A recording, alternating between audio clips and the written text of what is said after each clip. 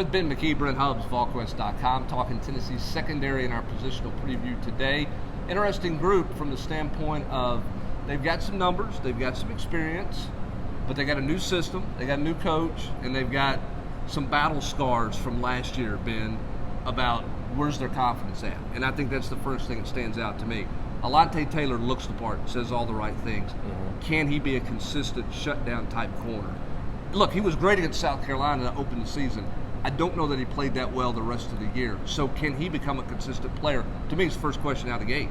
Yes, because they need him to be their best secondary player, in my opinion, because if he's not going to be consistent, you have several big-time question marks on the other side of the field with who lines up opposite of Alontae. And he's saying all the right things so far, and I think it's as important for him to step up and be the playmaker that he's capable of. I think it's as important for him to be almost the leader of the entire defense, and that's kind of my point about him saying all the right things. He kind of seems to be the leader on the defense, the leader of the defense, if not the entire team. So I think that will be as important as his playmaking ability. But Tennessee has to have him play consistent football because he's got the best tools out of anybody in that secondary, in my opinion. Warren Burrell is a guy who's generated buzz, and he's a guy that Willie Martinez and this staff seems to like a lot. He was buried with the last staff.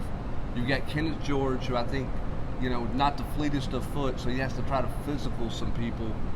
Those two guys are the ones with some experience at the other corner spot at this point. Does Burrell got the edge there? I mean, talent-wise, I think he's got the most talent, most athletic ability, right? It seemed like the former staff, Jeremy Pruitt, Derek Ansley, it seemed like they were pretty high on him, maybe as high on him as anybody else back there, aside from Bryce Thompson. And I like him personally more than I like Kenneth George Jr. I think Kenneth George Jr. kind of fits into that mold of Alontae Taylor, of maybe not being as consistent as he needs to be.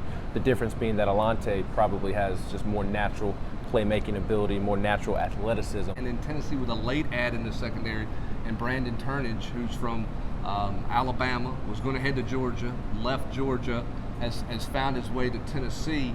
That's a very highly talented player. What can he do? Could he change the landscape of that competition at corner? The one thing they've done is they've created competition through the transfer portal, and they've created some depth for themselves, both in the secondary and in special teams.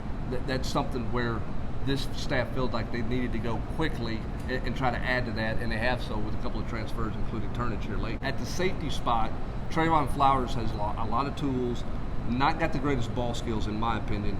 Does he find those? Can Willie Martinez get that out of him? Jalen McCullough's not a guy with great speed, so his instincts have to be outstanding.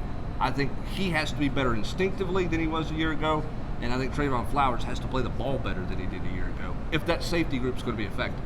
Yeah, and I think Flowers has the potential to do so.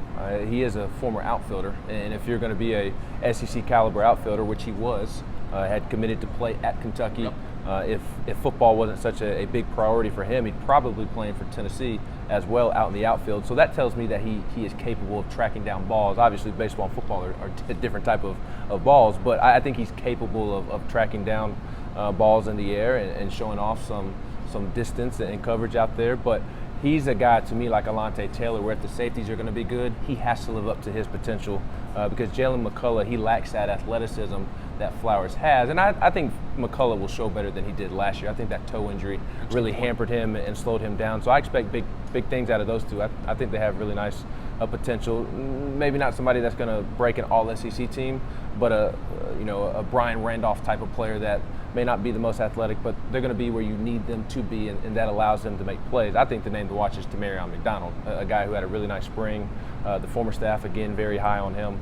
I think he's a name to watch as well if Flowers and McCullough start off slow out of the gate. And they got a veteran coach who's put a lot of guys in the NFL, including a bunch of guys from Central Florida last year. So you know that they got a lot of development there under Willie Martinez. That's going to do it for the defensive back positional preview. For Ben McKee, I'm Brent Hubbs, VolQuest.com.